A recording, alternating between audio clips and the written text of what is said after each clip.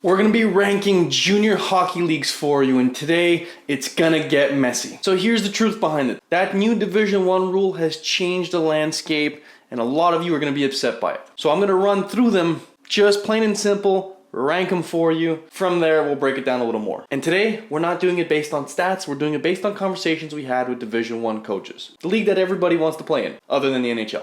At number 1, you have the OHL. At number 2, you have the WHL.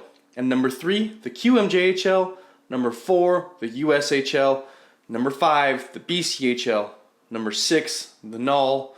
Number 7, all of the Tier 2 leagues in Canada and in US, going in order best from the AJ, the MJ, the SJ, the CC, the OJ, the NCDC, Quebec, Maritimes, and those other leagues. And then after that, you have all the Tier 3 leagues. USP Premier. EHL is now considered Tier 2, but technically it's still Tier 3. It's just a label they put. NA3, all the Junior C leagues in Canada. Obviously, number 1, the OHL. That is the number 1 junior hockey league in the world. US, Canada, Europe, it is the number 1 league. Everybody wants to play there for a good reason. The best of the best come out of there. The most NHL draft picks, the most D1s, the most current players in the league, all of it. Number 2, the WHL. Not surprising, out west they play a very physical and skilled game. It's great hockey, great development, and we just saw Gavin McKenna. He's going to be the future number 1 overall pick, playing D1 and tearing it up. Number 3 is the Q. The Q is a very skilled and fast league. Great hockey players go there. In the past, Quebec was not well looked at for colleges because the language changed and because everybody was brainwashed that the Q was the only goal. Well, guess what? Now the Q is the only goal because that's how you get to college. So it's a great league to look at, and it's going to show a ton of development towards colleges. We see coaches in those ranks every single game. Now, number 4 is the USHL. The USHL is the Tier 1 of the States. It's a top-level program. It should be playing in the Memorial Cup with the best of the best to see who the best league is. It develops a ton of college hockey players and will continue to do so. At number 5 is the BCHL. We talked with a dozen coaches at the BCHL Showcase this past week, all of them saying that they are not looking at any lower Tier 2 leagues. Right? The NHL is equivalent to the BC in the States.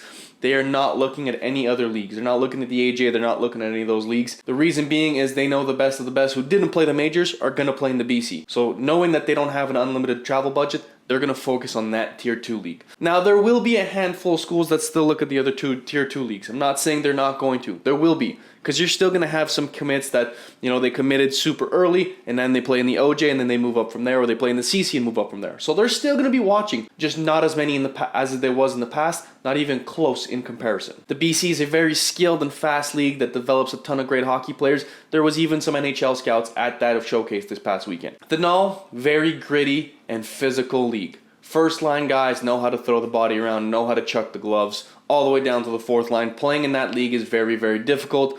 And as a Canadian going there with the import rule, it's even more difficult. So you need to be strong, you need to be fast, skilled, and super intelligent to play in that league. It scatters across North America, and there's a ton of teams, some to stay away from, and some you would do anything to play for. So make sure you choose wisely. And then all the other Tier 2 leagues. The other Tier 2 leagues are still great hockey leagues. They will develop high-end Division 3 players and will be great stepping stones to the next level up. So don't think that if you're playing in another Tier 2 league, the CC, the AJ, the MJ, the SJ, that it's over for you. You can still play college hockey. You can still play pro. You can still develop and move up to a higher level. They are now going to become the feeders to those major junior programs. So it's a good place to play. Tier 3 is now going to be ACHA strictly. You're going to see maybe a handful of players play Division 3 out of the Tier 3 pro leagues. Great stepping stone leagues. If you don't make the Tier 2s, go dominate, go play high-end ACHA. Now, the reason we're making this video, and we're not breaking it down stat by stat by stat, and I'm not going crazy in depth, and I'm not going to make this a 40-minute video, is to let you guys know that when you ask questions like, does the CC still produce D1 even if I put up 100 points in 40 games? No.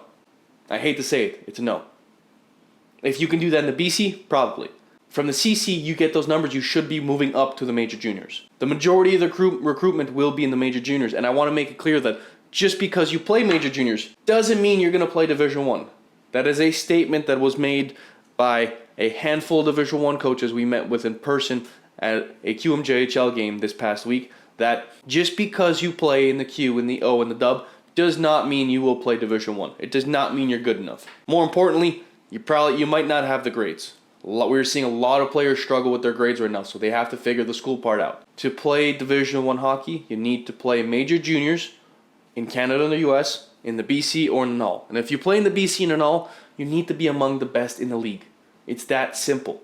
because not every school is going to recruit out of there. Not every school is going to go and take their chances out there. Not every school has the budget to do so. You need to be the best in those leagues. It has made Division I that much more competitive and that much harder. Even some schools are going after pro guys. That's a different story, completely against it. But NCAA let anything happen. They open the doors and now there's no regulations anymore. So keep that in mind when you're looking at junior programs, when you're planning for junior hockey. If the end goal is D1, be realistic. You know what you need to do to get there. You know how hard you have to work. You know how dominant and demanding it's going to be. Put in the work.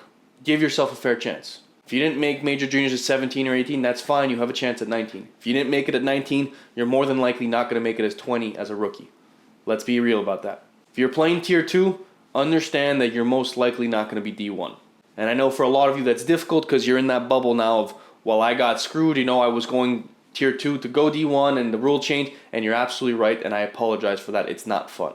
Don't close the door in Division 3. Division 3 is still unbelievable hockey, so is ACHA. These coaches are looking for great hockey players, great individuals, hard workers in the classroom, and overall intelligent, both on and off the ice. You can be fast, you can be dominant, you can hit, you can score, but the hockey IQ's got to be there. Go watch some college hockey games and go see how smart these players are, both at D1 and the D3 level. They're intelligent with and without the puck. That decision making, that split second, that consistency is the difference between the guys who play and don't. And if you have any questions about it, please reach out to us. We are here to set up meetings with you to discuss your options, to discuss what is going on, the possible path, how to get there, how to do it, and everything around that. So reach out to us. Let's set up a meeting. Let's figure this out. Let's make sure you get to play the game you love as long as possible and get an education while doing it. The recruitment has changed. To be honest with you, being recruited D1, if you're recruited earlier, that's better. It will open more doors for you. A ton of major junior teams have decided to open space for guys that are already committed. D1 schools are putting pressure on programs. Hey, this guy's committed. I need him to play here so I can track him and develop him. And I know you're going to develop him the way I need it. So that will open the door for Division I commits to take a spot over another guy just because they're committed already. They're probably a very high level player, but sometimes they don't always perform in camp and aren't always ready right away. But they might be now because they're already committed. A lot of these coaches are keeping college players on their 50-man right now. Players that are going into college early at 18, 19, in case they're not playing enough and decide to come back to juniors before re-entering college afterwards. Now, it's a difficult play because that bumps up players that are ready to be called up and ready to play because there's no spots open on their 50-man. However, it's important to note that those that are leaving early because colleges are now recruiting earlier have the window to come back to juniors before going back to college. And they're keeping that door open because college hockey is getting more and more competitive. Everybody wants to play, and some guys might think they're ready but actually aren't, so they decide to come back. Let us know if you have questions. We are here to help. We are here to do that. That's why we provide as much free information as possible and nobody else doesn't. We want to change the game. We want to help you guys, and we want to make sure you're in the know so you can make the best decision possible for your future or your kids' future. Don't forget to like and subscribe, and we'll see you guys in the next one.